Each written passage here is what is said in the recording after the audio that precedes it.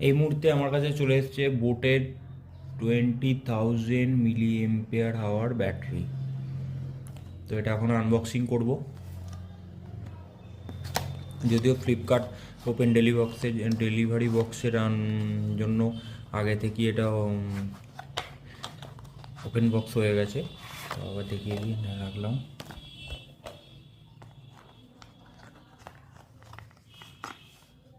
এরকম একটা ভেতরে বক্স আছে।